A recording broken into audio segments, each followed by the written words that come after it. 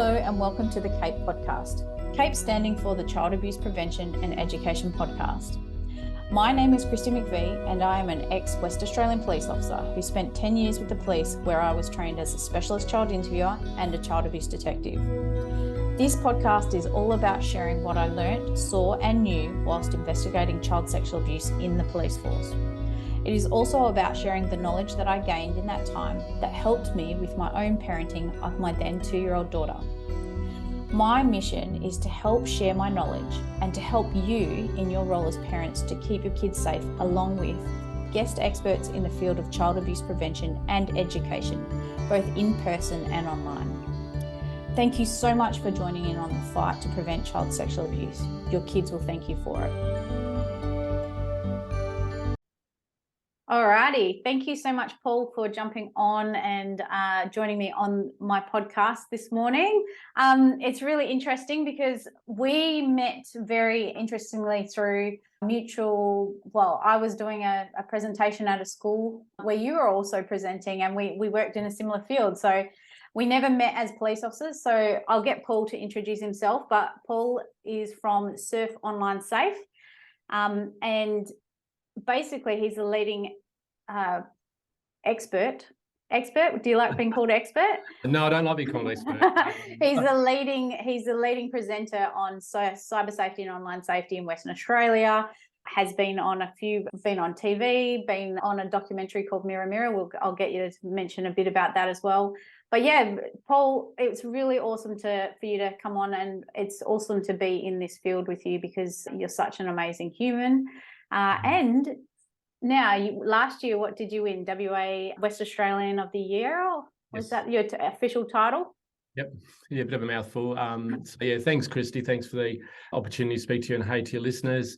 Yeah, sort of yourself being in this realm, it was I suppose a massive world. My business started really out of frustration, to be honest. I was dealing with a whole pile of stuff where kids were getting caught out through errors of judgment. And when I was contacting the networks as a police officer working at tech crime for 6 years, the networks just were ignoring requests, or they just weren't as concerned. So I found that pretty frustrating. So I started doing a couple of cyber safety presentations at my son's school in 2010, much to his embarrassment. And here we are today. So yeah, and I don't mind people using the term expert, but I was just someone who was sort of thrown in the deep end at tech crime for 6 years in 2008, and sort of went on a journey, I suppose, where I had to make a difference. I had to make my mark in regards to making change, and I can't believe I've come this far. I mean, I remember saying to my wife, if I can get to 50 schools, I reckon we'll be okay. I'll do this for about 5 years, and 13 years later and 850 schools later, here we are. So wow, that's amazing. And so you started. So your experience was in tech crime as a police officer. So so you saw a need, like this need, and back in 2008, when you started talking to schools, and 2010, that was the start of social media, like And what I started doing is I started writing a series of training packages and education packages for the federal government. So through the Think You Know website, I started designing a lot of those, and they did take off quite well. But I got frustrated, and as an ex-WA police officer, nothing against coppers, but some poor copper would have been given a resume as such, say, oh, mate, you've got to go out to Balga Senior High School and do a cyber safety presentation. And these coppers the night before would have to Google this because they just weren't knowledgeable of that area. So I got frustrated with how poorly those packages were being presented. So I thought, okay, stuff it. I'll take a bit of time off, or on my days off, I'll just go and conduct a few myself. And I got the bug. I got the bite. So haven't. Well, we're lucky that we have you. Like you said, 850 schools and probably hundreds of thousands of students. And I have seen your presentation, and I know that your presentation is quite you know, it's quite interesting. The data you present, it's quite engaging. You get quite a good engagement from students. So I can just imagine, over the 13 years. I would love to know how it's changed since when you started in this space to now. Like, how much has it progressed since then? Wow. And I don't think realistically it has changed much, Kristi, in regards to the type of offending, the type of people who are getting caught out, the type of offence and all that sort of stuff. But what I have noticed that has changed significantly, and you'll no doubt be the same, is victims are becoming younger and younger. Yeah. Okay. So as an example, when I first started doing cyber safety presentations, the only children I spoke to about nudes or intimate images would be year 12s and university kids. That's changing every year now. The average age for the distribution of an intimate image these days is year 7s and 8s. That's 12, 13, 14-year-olds. So yeah, as a result of that, those people are now getting caught out in areas I never would have dreamed of. And if, as an example, if I walked into tech crime that first day in 2008 and my boss said to me, Paul, you're going to be speaking to year 10s about sextortion in 2020 or 22, I never would have believed him. So that's where the shift has occurred. And not only from a stuff up or an error of judgment point of view, but also from an offending point of view. What I mean by that is so many of our offenders, scammers and predators now, scammers in particular, are now targeting children at much younger ages because they know they're in these environments. So it's huge. And I actually had a presentation to some child health nurses yesterday, or school-based nurses, and their reports were that they were mostly dealing with mental health issues in students based around what's happening online and the issues they're having online. And I'd imagine you've seen that as well. Yeah, and this is one of my biggest fights at the moment, Kristi, is because it's, I don't know, every physical playground we have on the planet has rules. It has governance. And I'm not about pushing away from freedoms and all that sort of stuff. No way in the world.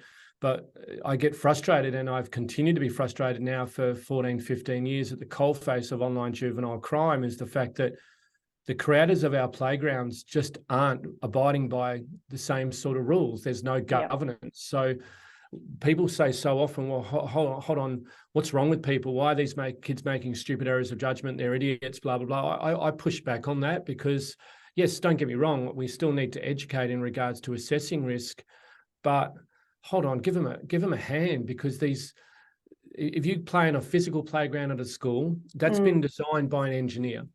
Okay, it couldn't have been built without tradies, and kids couldn't have been playing on it without it being approved by that official or that organisation. If someone cut off a leg or died as a result of poor construction, someone would go to jail. Yeah. But that's not happening in the online world. So it's almost entrapment. And as much as I really hit my education strongly, we've got to start going, okay, well, hold on, let's look at why. Let's look at how these playgrounds are being created and how poorly designed they are. I'll speak to a primary school this afternoon up in Whitfords, and I'll put up my gaming screen and I go, well, guys, all of them have got a chat environment. Yeah. Many of them have got a currency now. Yeah. And 27% of year 5s and 6s are now making purchases with parents' credit cards. What could possibly go wrong, Kristi? So give them a hand. I know. It's frustrating. It's frustrating from the point of view is that you've been doing this longer than me, but even in my career as a detective and working with child abuse and all of that, I saw this for many years before I left the police. You saw it for the last 13 years as it's developed and grown, and it hasn't changed. We're still banging on about the same issues that haven't changed. And like you said, there's got to be some pushback on those platform creators and stuff like that. But we feel like we've got no power over it. Yeah, and sometimes I'll be honest with you, I do feel overwhelmed because you'll take 2 steps forward and then 1 step back, and it's hard because we're sitting in here in little old WA, and and most of these organisations are conglomerates, they're big tech, so no one's going to listen to us. So this is why it's so important to get to the kids. But it's good that I've got a bit of oomph now, so I can really start to challenge them. And you know this, and I get a question a fair bit. People will go, "Oh, Paul, do you think there's more predators out there?" And I don't believe there are. I just think the predators that are out there have got access to so many more kids, and because of this online environment, and like I said, TikTok, Snapchat, Instagram, all 13 plus apps, yet you'll go to a primary school, 72% of hands will go up. They're all 10, 11 and 12. So yeah, again, I push back on that. Come on, kids, we've got to get better. But what are those networks doing? How can you let a 10-year-old join? And I know that sounds naive, and mate, I say a lot of naive things in the vain hope that maybe someone will switch on. You can't walk into a licensing centre as a 10-year-old with a piece of paper that says you're 18 and get a license. Yet again, see the difference between our physical real world and our online world, that needs to change. Yeah, one of my biggest frustrations with the online space and all of this stuff is that the laws and legislation haven't caught up with what's going on. It's taken so long to get some of these legislations in place, and they're still missing legislation like that doesn't protect children or adults. We only just got last year it was legislation about cyberbullying for adults, let alone children, and yet it's still not tried and tested properly. Yeah, and that's one of the hardest things, because the internet does not have borders. And I know that's a struggle, and as a police officer, and I've worked with government to write legislation. It took me 5 years to get intimate image abuse introduced into WA. So 5 years fighting with government and two attorneys general, and finally to be listened. So why? Because how are we going to do this? How are we going to? I get that.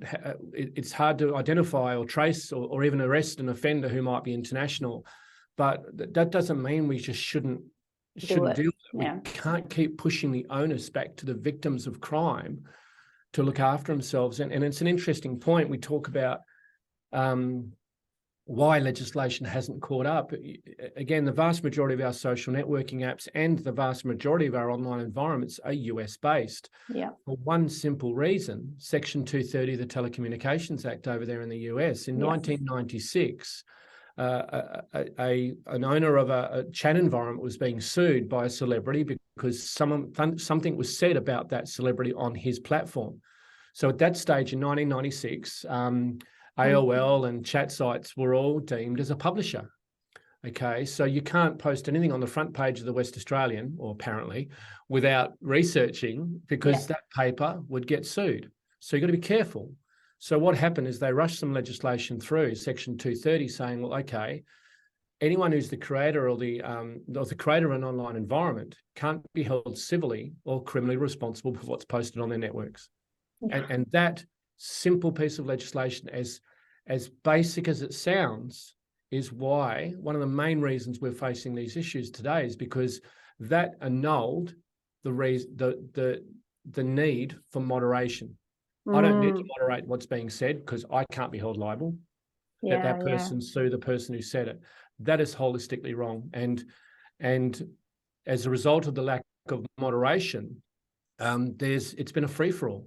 And if you walked into the MCG on a grand final in 2023, 110,000 people, and we had only one security guard, we wouldn't accept that in a modern society. Yet because of the lack of moderation, the lack of need for that, we've only, like Facebook as an example, 3.9 billion logins per day, yet we've still only got 20-odd thousand moderators. That's wrong. That's wrong. It is. Switching over though, so your focus is on educating young people and parents. Yep. What do you think, for any listeners, and I'd imagine we've got parents listening, what's your focus? What do you want parents to walk away from and know about this stuff? Okay, well, what I want them to know is it's not as bad as many people make out, but the ability for something to turn to poo, for want of a better word, is quite strong. So with that, it's empowering to learn. So parents, get to know your kids' world. And again, I don't want to be defeatist here. And I'm not going to say I'm the best cyber safety educator in Australia, Kristi, but I'm pretty close. You're damn good at it. You're damn good at it. The reason I'm having the most success in this country, I reckon, is because I won't come out and go, you don't do this, don't do that. I just say, here's my experience. This is what I see. This is what I continue to see. Let's how we can approach it. So for parents, it's get into their world. Social networking ain't going anywhere.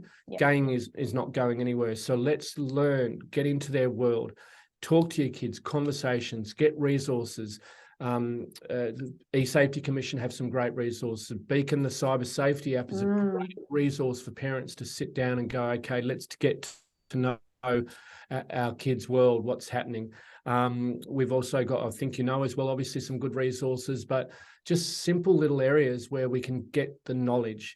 If you see a report, if you hear something on the news in the car on the way to school, ask a young fella, what's a VBUC? Okay. How does this work? How does that work? Because especially if we can start young, if we can engage with our kids and they know we're genuinely interested, then they're so much more likely to come and speak to us when something goes wrong, because they know you're not going to go off your tree. So get to know what they're using, be educated and ask questions, because our kids are really genuinely wanting us as older people and parents to know their world. They don't just want us to, they need us to. Yeah, 100%. They need us to be in there with them. Yeah, and they just don't have that awareness, and we know that. And our kids are techie. They're more techie than they've ever been in the past, but they still don't have that cognitive brain skill yet to identify high risk. So they'll rush in, and they won't communicate with parents. They won't communicate. They'll worried they're going to lose the console or whatever. So we've got to put these little, I suppose, tweaks in place. And that might not have anything to do with the internet, Kristi. Okay, mate, you stuffed up at school, you swore, you said something to another kid, I heard that. So let's not go off our tree. Let's just say, okay, mate, we've got to get better there.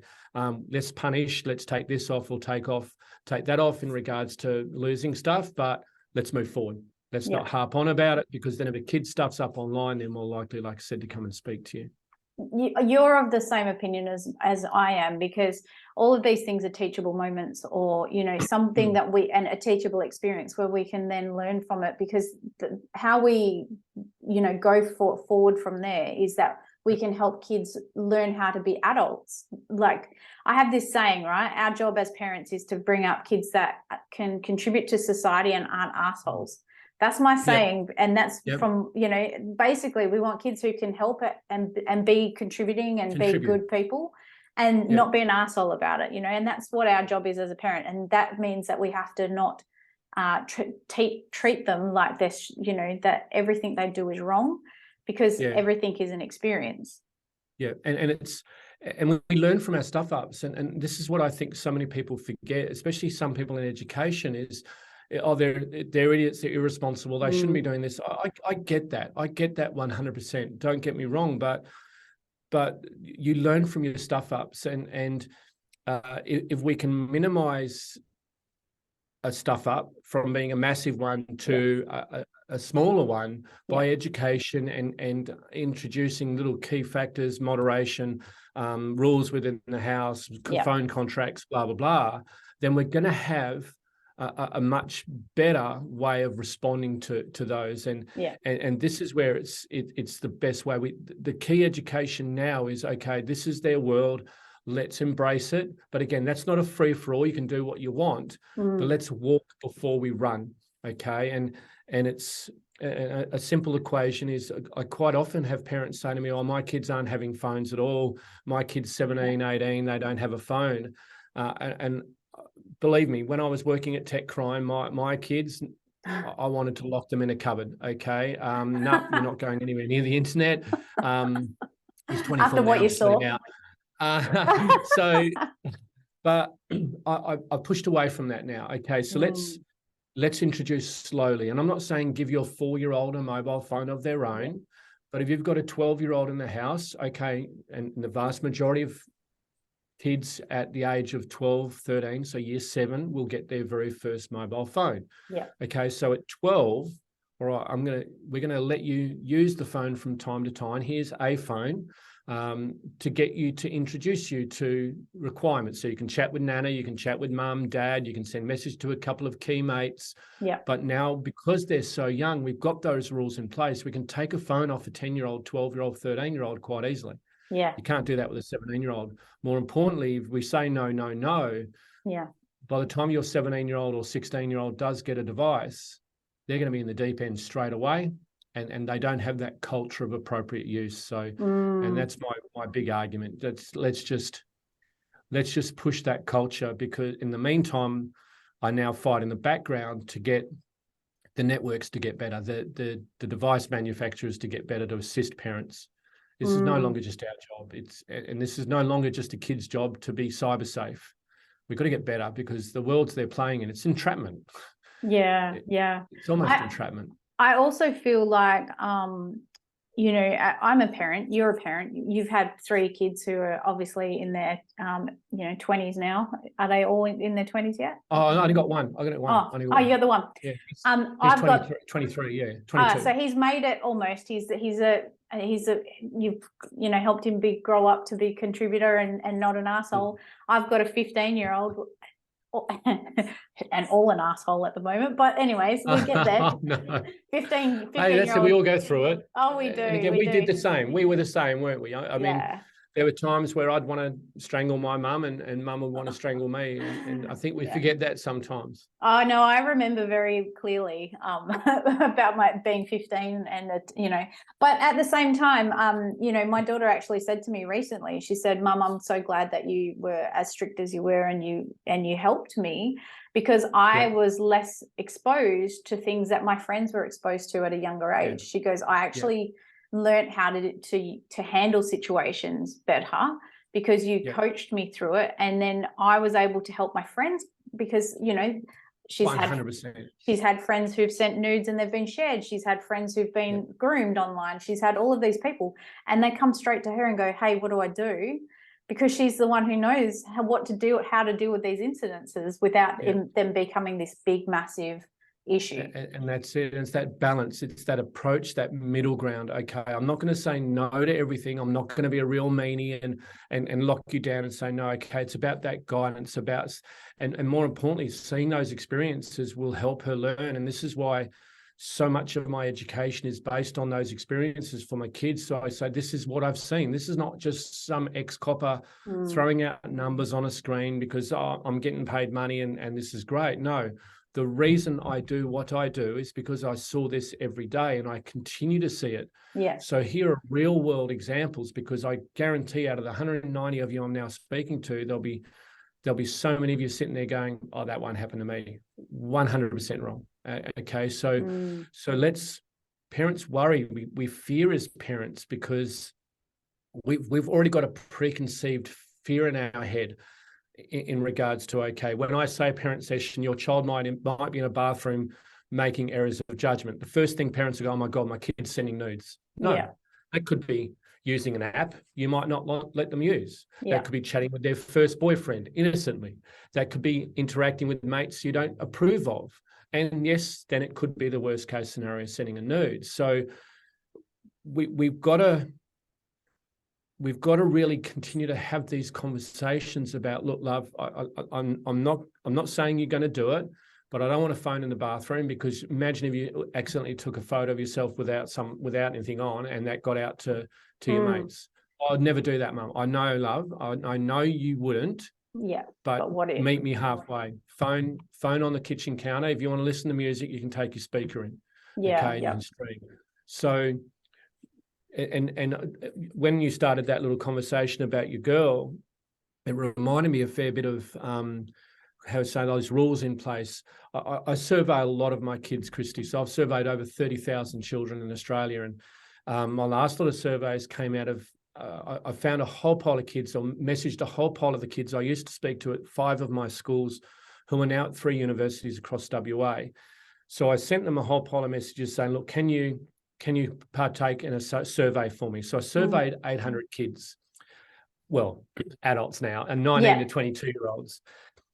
Now that you've graduated, now that you're adults, and you've been seeing me since year 5, so 10, what could have been done differently in your house, looking back on it now, that may have made you make better decisions. And out of 800 responses, 72% came back with the word contract in it. Really? Now, I was never big about contracts. I don't bag them.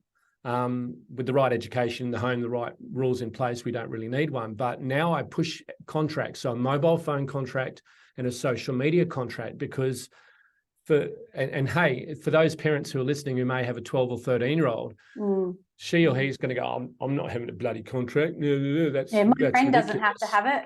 Yeah. But mate, when you're 19 and 20, you're going to thank me for this, and they'll kick up a storm and say no chance. But so let's get those rules in place. Well, interesting you mentioned that, and I really find that cool that you put so much energy and effort into, first of all, surveying your students, but surveying your previous, participants. Yeah. But that was one of the things that probably was a really big standpoint during the police. And I don't know about what you've learned since leaving the police. I know more about social media and online safety than I did as a police officer. Being in tech crime might have known more, but as a detective and a general duties officer, there's very little, there's very little education in the police. There's very little, unless you do it yourself, you go out and learn about it. So when I left and I started to become aware, also my daughter was at 11, 12, and I was learning because she was at that age where it was important. You're in the middle of it. But a contract, or I call it an agreement in my book, it was one of the things that, because if you have a mutual agreement or a contract in place where you're both invested in what's in that contract, your child, and you as a family now have an agreement where you know what the rules are. You know the railway lines are there. Yeah, because there's a line in the sand. Yeah. And that's it. You can go, look, mate, and meet them halfway. Oh, okay, Mum, how long do you want me to use the phone per day? 2 minutes. Okay. Or how long do you want? I want 27 hours. Okay, so all right, let's meet you halfway. Let's say 3 hours a day or 2 hours a day. Yeah. Because at least if they stuff up, you can go, look, mate, I met you halfway. Yeah. I cut you some slack. Oh, okay. And when you make that comment about, we as coppers, you see the worst. We see the worst. We're going from worst to worst, and all we see is risk. All we see is the result of risk. Yeah. And even in GDs or general duty policing, you're going from job to job where there's something going on. 10% of our jobs would be, that kid who might have got, I don't know, lost. We go pick him up, and it's a great environment, going back, finding parents and all that sort of stuff. So we're seeing the negative, and it's not until we get out of that world and go, right, let's see the big picture, that we start to have some clarity. And it's important to me when you say, it's great that you survey your kids, because that's my world. I would be nothing without my kids, okay? And that's over 500,000 of them now. If I don't listen to my students, okay, and talk to them, find out what's going on, then I wouldn't have the success. And I push that to anyone who wants to get in this education field. Talk to students, find out what the risks are, find out what's happening, get into their world, because it will make you the best you can be. And that's that's what's so important to me, and that's what drives me, is to I mean, I get kids emailing me every day now going, Paul, don't tell anyone, but this is what's happened. And you can imagine that. That makes my day, because I would never have emailed an educator if I was, wrote a letter to an educator when I was a kid. Sent it by carrier pigeon. But I have the same. I sometimes have, not probably as much as you, because I'm not in that field as much, but I do have young people reaching out to me from social media, asking for advice, and it is great that they can come to us. What's sad is that they should be going to their families, but they don't feel like that they can. But the good thing is people like you are out there, and you can give them good advice, and you can give them correct advice, versus them turning to their best friend or their friend group and getting bad advice or the wrong advice. And that's worrying as parents. We always worry, are our kids going to speak to us? And is this going to happen? And that doesn't mean you're a bad parent if your kid's not communicating. Quite the opposite. They don't want to disappoint us. And yes. And so it's, again, with opportunity as young as we can, let's bridge those gaps. So look, mate, if you drop a vase or whatever, or you put a cricket ball through the window, okay. And I know it's easy for me to sit here and say this. I'm not a psychologist, far from it, but take that few minutes. Go, okay, that's smashed the window. I'll go in the bedroom and scream my head off. Then come out and go, okay, mate. All right, windows can be fixed. Okay, I've told you about playing cricket in the backyard, so let's pull your head in and let's assess this. And because so many of our kids won't communicate, we need to adjust that. And 80% of kids, 90% of kids won't talk about gaming, scamming, because mum's going to take the console off them. So, and that's a concern. Why? Because 2021 we had $176 million stolen from Australians in online gaming fraud. 176. Wow. And Kristi, 7.15% of that were children under the age of 16. Yeah. Okay, and that's 12 million, and only about 11 to 16% of kids will tell parents. So how much money is leaving our shores because kids have been ripped off $12 on a prepaid card and they don't tell anyone? So getting those communication lines open is so important. And like I said, so often that might not have anything to do with the internet to give you an opportunity to do that. Thanks for telling me, buddy. All right, you told me about something happened at school. Well done, buddy. Okay, thanks for that. So we're going to the shops this weekend, just out of the blue. Okay, here's $50. Go knock yourself out. Yeah. Okay, why? Because let's use dopamine to our advantage. Yeah. Okay, let's go. Okay, mum, dad's given me a reward for talking. Yeah. Okay, so let's hit that. Let's hit that hard, because it's only natural our kids are going to be hesitant. One of the biggest things that is going on right now in cyber attacks, I guess, is the attack against young men, or young teenage men between 11 to 17 being extorted or sextorted online. What do parents need to know about that? Because I know that's a big concern. Yeah, sextortion is the biggest thing that's being reported to me at the moment.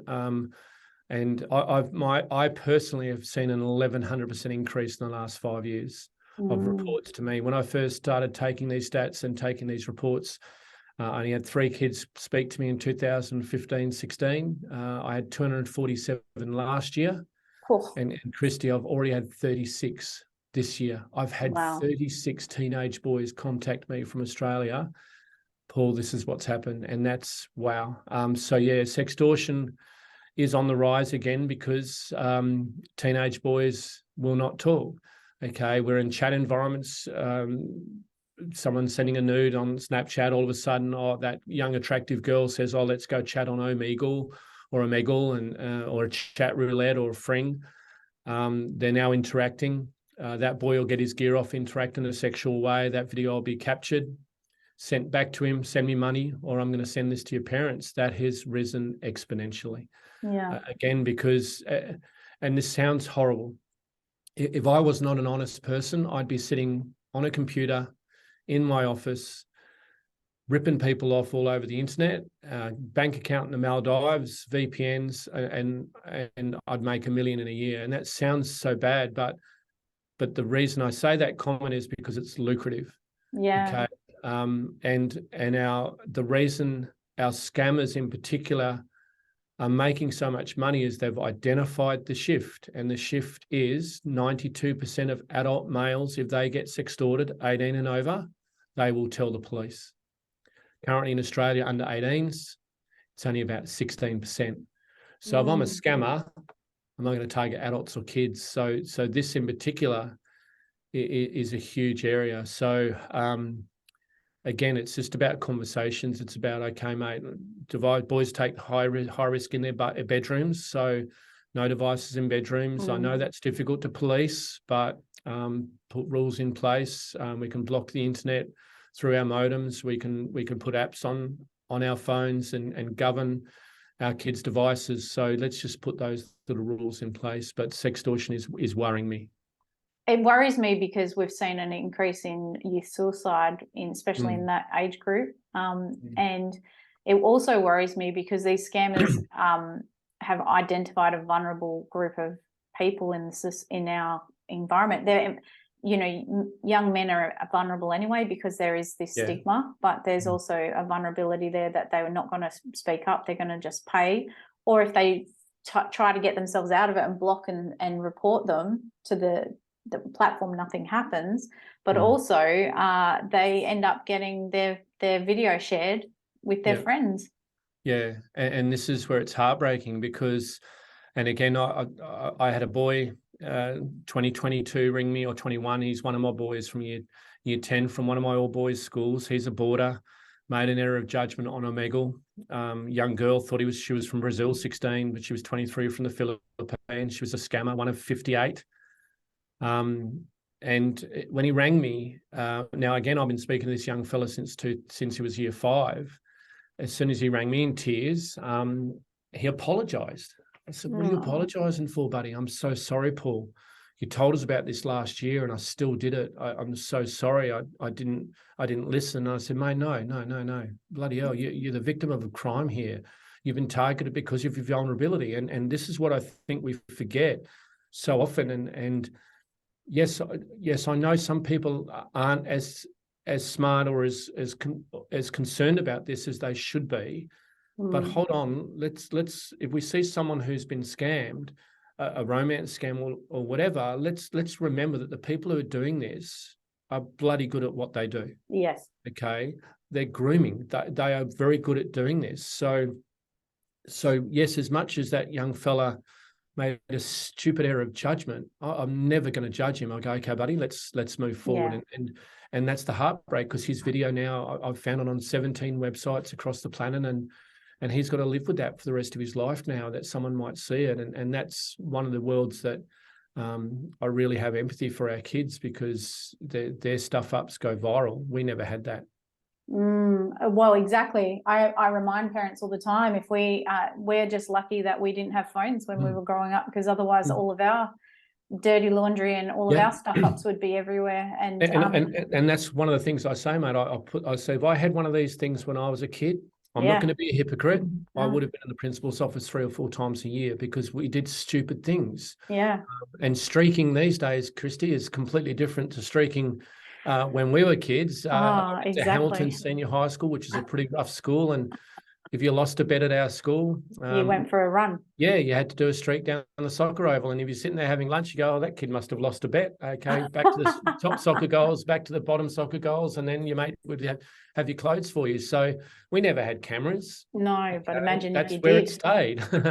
Yeah. So everyone just has memories of that stuff. They don't have like proof, but 100%. Yeah, I really want parents to understand that the biggest thing we can do for any victim of these types of crimes is to shame and blame the child or the person who's been the victim of this. Like you said, and you said it so well, they are a victim of a crime and they don't deserve to be made. And it's an eternal thing unless it doesn't go any further than that person. It's an eternal thing. It can go on forever. Yeah, and that's where it's heartbreaking. Okay, so shifting a little bit, and before we finish up, what do you think if we've got some parents of like young men? You've already said, talk to them, open communication, but if it does happen to someone and they hear about, they find out that the young fella has accidentally or been groomed and shared their image, what can they tell their young person? Okay, first opportunity to calm them down and go, okay, number one is really reward that communication. Okay, mate, you've told us, thank you. Yes, and under the breath, the back of your brain, you're going, "Oh my God, oh my God, oh my God, oh my God." You want to scream, but okay, thanks for telling us, mate. Let's sort this out. So get straight on the phone or get onto the police network, report it, get onto eSafety, report it. eSafety.gov.au will help remove content from the networks. Okay, the police reporting networks. So CyberGov will help you submit a report as well and get it at least the offender, hopefully identify it, find out where they are, and then completely lock down your socials, go off the grid for about two months. The scammers will think you've deleted your accounts, and that target availability is going to be far less lowered. Communicate with your peers. Okay, that's one thing a lot of kids won't do. Some of our boys especially will communicate maybe with their close mates, but just communicate with your peers to say, look, I've just dropped down off the socials for a bit. You won't hear from me for a bit. There's a bit going on at the moment, and then lock down, and then hopefully that'll. The good thing about scamming, to a degree, as much as that sounds terrible, is they've got hundreds of victims on the go at a time. So if you can get off the radar, they'll just move on to the next victim. Don't pay, never pay, and ever pay, because they know you pay, they'll come back. So lockdown, they'll go, okay, no chance. And in my experience, it is quite rare that a scammer will actually go to the level of extent to go, okay, I'm going to flick it all out there, because why? They've got the next victim on the go. Yeah. And they'll just simply move on. So reward that advice, reward that communication. Still lock down. Yes, we can still punish, we can still take action in regards to that. But always remember that your child is a victim of crime, and they may have been going through vulnerabilities. Any teenage boy sitting in front of a cam with a good-looking girl who's getting her gear off, many of them will have a natural reaction. We can't blame them for that, and we need to just take action to go, okay, let's move forward. I feel like sometimes the embarrassment and the shame and the whole process of this would be a punishment enough. Yeah, 100%. I like these kids, the ones that I've spoken to, they're in absolute like panic and stress, and they are absolutely so scared.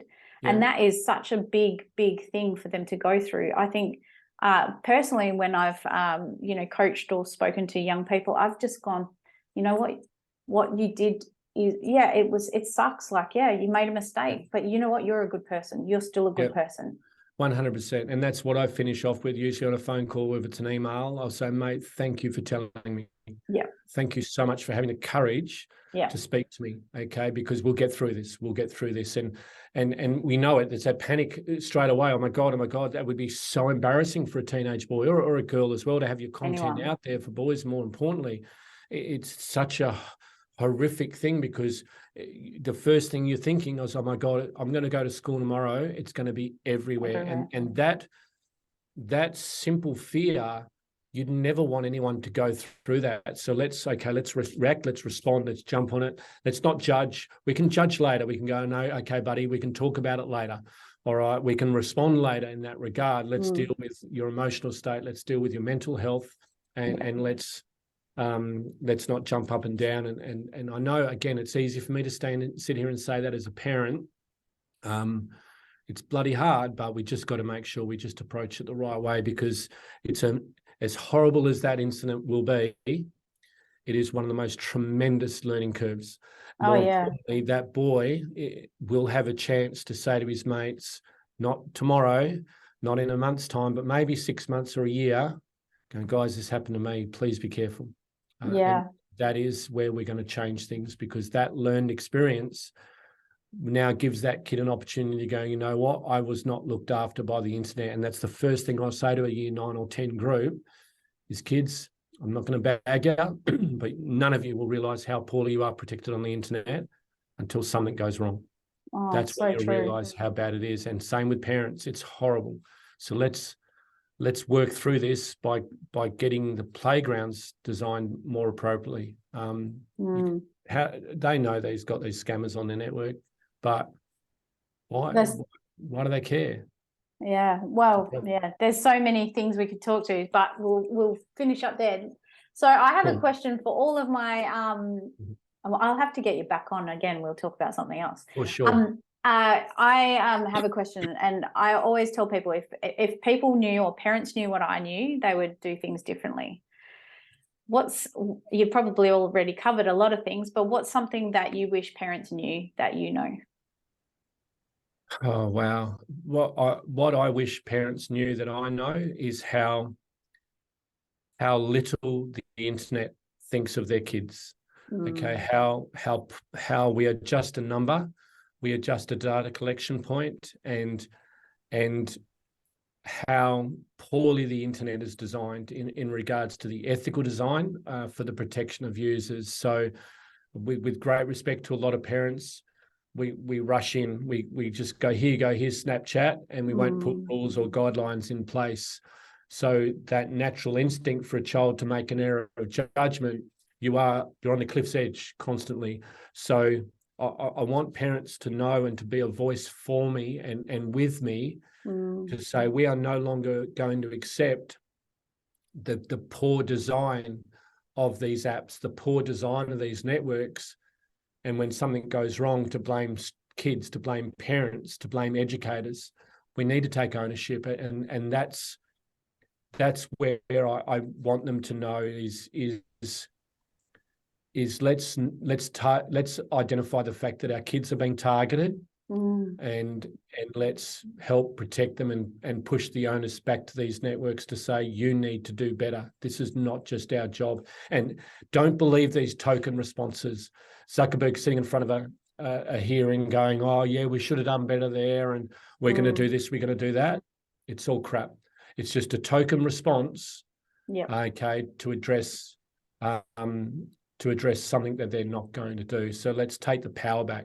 Let's say, okay, and yes, as much as Snapchat and TikTok are risky apps, they are responding. They're getting better in regards to their response, in regards to cyber safety and control settings and all that sort of stuff. Yes, if you don't listen to your users, you're going to lose them. And if you want the money, you'll start protecting them. So let's change that culture, and that's what I'm all about.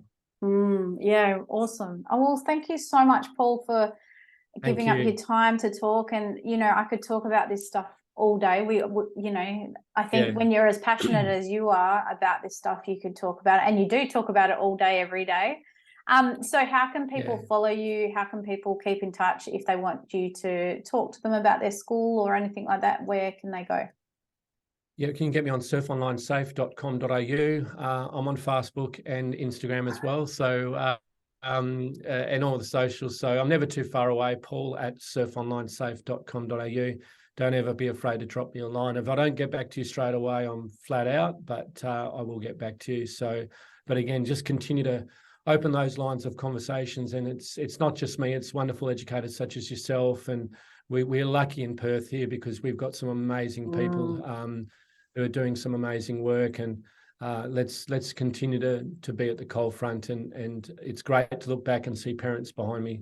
So I'll continue to keep kicking doors down. It's good. Well, everyone I speak to